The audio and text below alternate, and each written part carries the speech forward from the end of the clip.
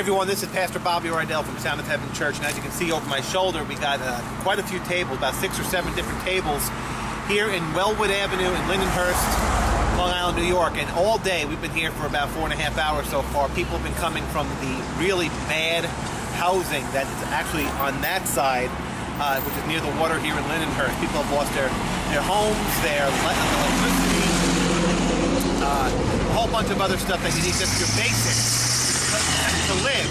Now, just a few minutes ago, we had a baby here, just shaking. The baby was shaking, so we just were able to give the baby a blanket.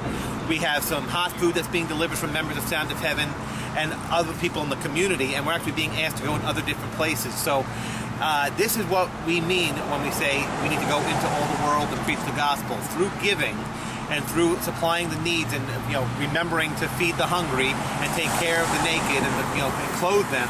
We're doing the work of the gospel, basically, which is go ye into the world and preach the gospel. Through this act, that's what we're doing. So as we're praying for people, we're getting their prayer requests as well. We're inviting them to the church, and we can always use you to help us. So if you want to help us, please call 631-940-1935 and just ask to speak to anybody in the leadership, and we would love to have you on board.